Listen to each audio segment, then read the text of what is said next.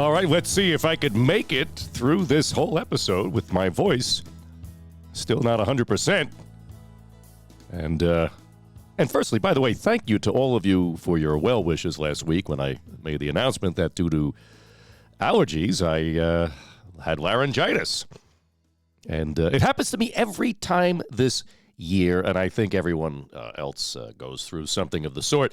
And luckily, that's the only allergies I ever have, is once a year, starting like usually the last week of May into the second week of June. I wind up sounding like Frank Pentangeli from Godfather Part 2. I don't sound like him now, of course, but I can get to the point where I would. And I can't laugh, by the way, because if I laugh, I cough. So it's the little tickle in the back of the throat and a little bit of other stuff going on. But if I do have to cough, I will hit the pause button. So even if I do, you won't even know it. So, anyway, welcome to Lyndhurst Community News and episode 58. Today is Wednesday, June 5th already. Hard to believe. Time keeps flying. The school year is almost over. The summer is almost here. And we had a very lovely Memorial Day ceremony, and I did record the ceremony. It's up on our YouTube page. I did share it to Facebook as well. And a good deal of you have seen it, but if you haven't and would like to, definitely recommend watching it. And we had the added bonus of having the Lyndhurst High School Chorale perform several pieces, and the recording was very good. I didn't think it was going to come out so well because it was quite breezy that morning. But luckily, I'll tell you, those iPhone microphones are absolutely amazing. It definitely was able to catch, I'd say, a good 90% of their spectacular performance as we all gathered together that day to honor those who gave their lives for our freedom here in the United States. And I know some people said it looked like a very small parade. There weren't many people out on the streets, but there's a good reason for that. We weren't sure there was going to be a parade because the weather forecast, even that morning, showed the idea that we were going to have, thunderstorms just popping up. And I really did not think we were going to have a parade, and I was pleasantly surprised that we did. But I was even more surprised that divine providence seemed to be in our favor that day because we had no rain throughout the service or the parade. But that's why a lot of people weren't around. They didn't think the parade was going to be on. But as always, and we're one of the last towns that actually does a parade. Every town has its own service, but Lyndhurst has always been doing its own parade, and it's been a long tradition. In fact, I even had posted several weeks ago on the Facebook page a link to a 1937 film of Lyndhurst's Memorial Day Parade. It wasn't called that back then, but it was amazingly, it was in the attic of the American Legion when we were cleaning it out, and it was the only film that was sealed in a container. There was a lot of other reels of films. Luckily, none of them were of Lyndhurst, and they, of course, had pretty much turned to dust. If you touched them, they cracked. But knowing what I know about old film, I opened up the tin. I saw what it said on the outside, and I was excited. I opened up the tin, and I tested by trying to bend the beginning of the film strip. Because believe me, if it's old and done, it'll break into a million pieces. And it didn't. It was perfect. So we had it restored. We added music. Well, when I say we, they who added music did it. And this is a place in Hasbrook Heights called Envision Video Services, by the way. If you have slides or photographs or old home movies or even old digital DVD movies, anything, if you want them preserved forever and transferred to digital, I highly recommend them. I've used them for a great many years now, and they did a spectacular job. So if you want to see that, of course, Lyndhurst is mostly unrecognizable. You'll recognize in the opening scene immediately the library, and that's, of course, before there was the building that joined the library and the town hall together. And then, of course, you'll recognize the front park lawn of the American Legion for the memorial services, which they held at that time. There's also scenes of North Arlington's parade on Ridge Road, as well as the Holy Cross Cemetery honoring of the Civil War and Revolutionary War and other War of 1812 graves that are there. It's an amazing piece, and the fact that that was preserved is, it's a blessing, and I'm glad we have it. So check that out. I did post that on the Facebook page. So let me get into the news this week. And we'll start off with some sports. So the Bears baseball team's been having a great season, and they beat NA, North Arlington, in the state finals, 3-1. They also then beat Bloomfield 9-0. They went on to then beat Parsippany in the first round of the states 4-1. They beat Beckton 2-0, and then they moved on to the sectional semifinal. So it's been a great season for them, and we're wishing them the very best. Congratulations, guys. You're doing a great job, and coaches as well. The girls' flag football team beat North Arlington 13-12. Congratulations, girls. And another sports-related news, congratulations to Jake Herman and Rola Mustafa for being Lyndhurst High School's recipients of the NJIC Sportsmanship Award. Let's see here. News from Lyndhurst High School track. It's been a great season there, too. So Anthony Santana, he's the long jump state sectional champ with a huge distance of 22 feet, 4.5 inches. That's amazing. He also took fourth in the triple jump to punch his ticket to Delcia. I think it's Delcia or Delsay. Pardon me on that one. Rola Mustafa took fourth in the HH and third in the HJ, the high jump. Julia Todsman, we've all known about Julia. We've been following her amazing athletic prowess all year. She took second in the triple jump and tied for the sixth in the high jump. Michelle Bicina tied for sixth in the high jump. And Taylor Paglio, Madison Mason, Emma Marnick, and Kathia Nogueria took sixth in the 4x800, punching their ticket to Delcia as freshmen. DESLEA as freshmen. Very good, guys. Wonderful, wonderful news. Asa Akar took fourth in the triple jump and sixth in the discus throw. Congratulations. And Yasmin Ugurlu took fifth in the triple jump. So all wonderful job. Lyndhurst High School doing a great job. Congratulations to all the athletes and the coaches on superior work for making Lyndhurst proud of you. And as I've said a couple of weeks ago, we're coming up on the third annual Lionel Teddy Shoebridge Memorial Golf Outing, named after Ted Shoebridge, who lost his life in the plane crash along with the members of his team from Marshall University years back. And, of course, the Shoebridge name is very, very well known here in Lyndhurst. Now, that's going to be on Thursday, July 11th, at Hendricks Field Golf Course at 220 Franklin Avenue in Belleville. Luncheon will follow at Michael's Riverside. Now, it costs $175 per golfer, and you can Venmo the Lyndhurst Football Touchdown Club, who is running all of this. I'll put the info in the share box below.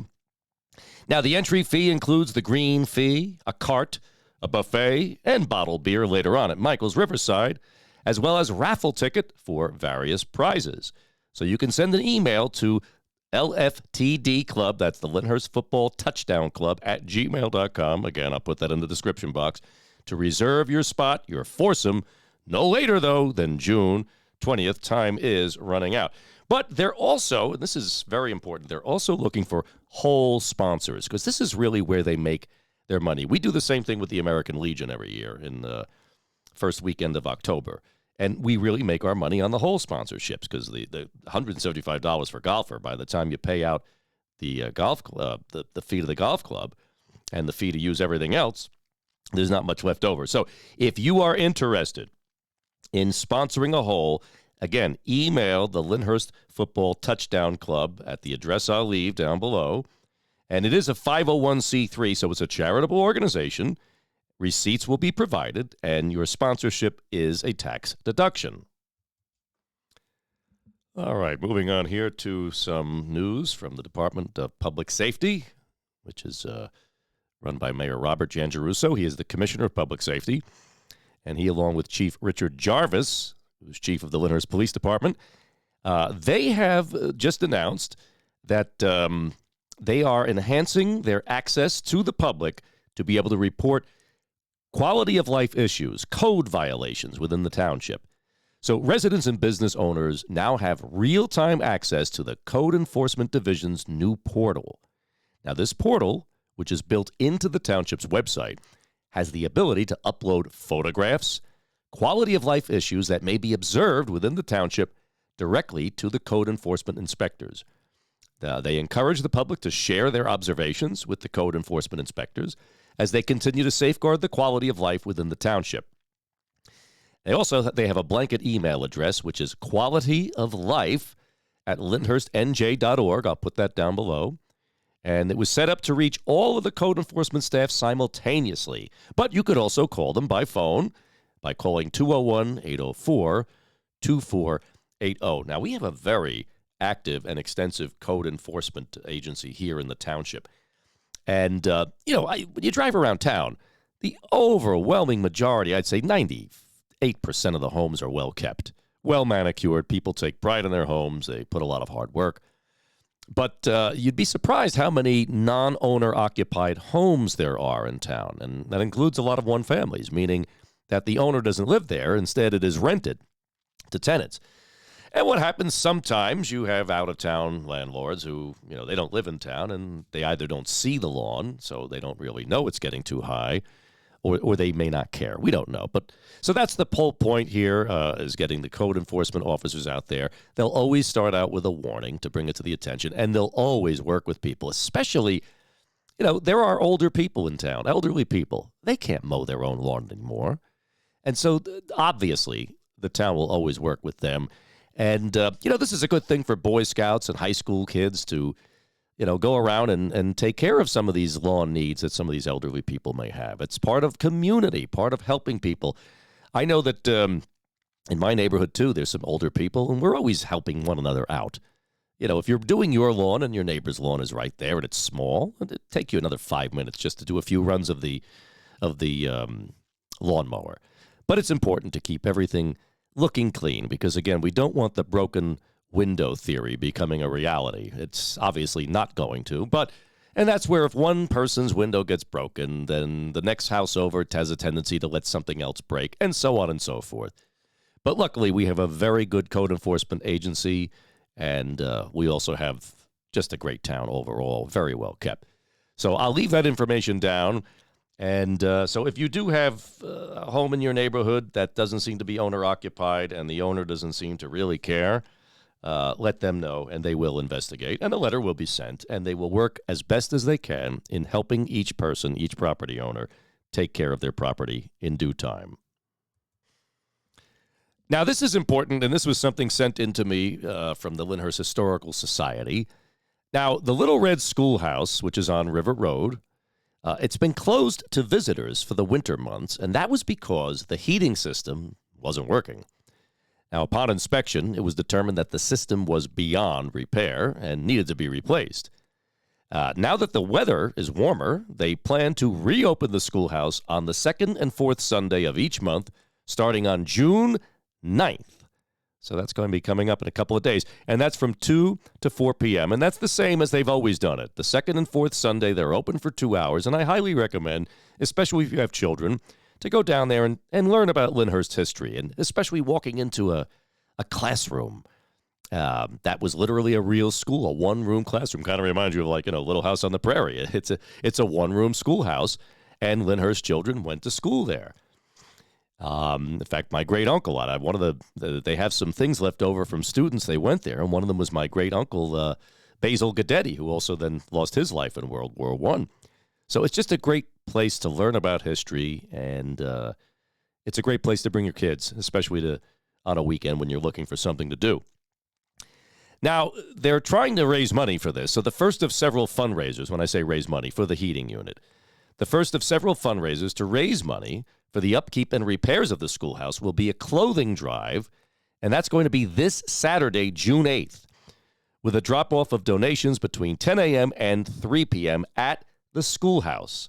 So they are accepting clothing for men, women, and children, shoes, make sure to place the shoes in a separate bag, belts, hats, scarves, handbags, gloves, small toys of 2 feet or less, stuffed animals, towels, sheets and pillowcases, bikes, and strollers. So if you have any of those items sitting around your home and you'd like to donate them to the schoolhouse, it'll be for a good cause because it's helping them raise money for the repairs and the upkeep on the schoolhouse building, which is like our local museum.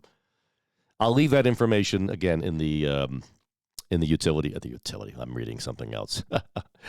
My head is still foggy from being having these allergies. But anyway, I'll leave it in the description box below. And the Lyndhurst Library Summer Reading Program for 2024 begins June 24th and lasts till August 21st. Now, registration begins June 10th. It will include crafts, prizes, and special events. And the more you read, the more prizes your child will earn.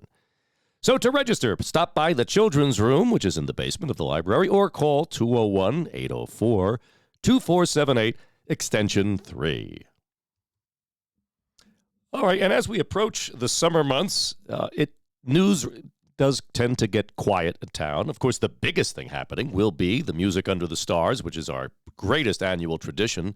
It brings tens of thousands of people not only out from the township, but also back to the township. This is when people who've moved out of the township years ago, they all come back to not only enjoy a couple of nights worth of beautiful outdoor music, but also to enjoy the Mount Carmel Feast.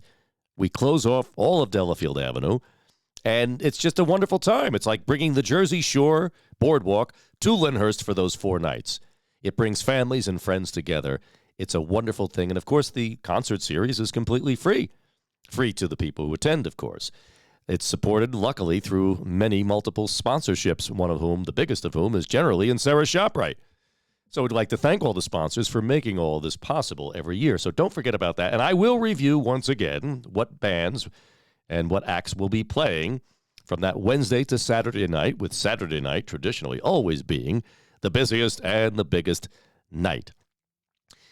So that's about it, folks. That's quiet. We're getting into the quiet season. School is coming to an end. The kids, in their mind, it's already over. Usually when the state testing is done, as it was about a week and a half, 2 weeks ago, from that point forward, the kids and the teachers have pretty much, they watch the clock run out till the end of the year. And then people go on their vacations. Things happen. The town gets quiet, which is why last summer I actually took a little vacation the last week of July. And we'll see what goes on. And remember, if there is news to report, especially if there's important information, I will absolutely always bring it to you. So as usual, like I always tell you, the fire department always wants to remind you to have the batteries checked on your smoke detector and your carbon monoxide detectors because they save lives. And that's courtesy of our volunteer fire department that we have, and we're very fortunate to have here in town. And remember, as I always say, a community is not just its roads, not just its buildings, not just its homes. A community is its people. So get out there, get to know your neighbors, support local businesses to the best of your ability. Keep Lyndhurst clean, keep it friendly, and keep it the wonderful family-oriented community it always has been. So thank you, everybody. Thank you again for all of your well wishes. The voice made it through without, I paused it a couple of times, but we made it. And I'll see you guys next Wednesday. God bless you and God bless Lyndhurst.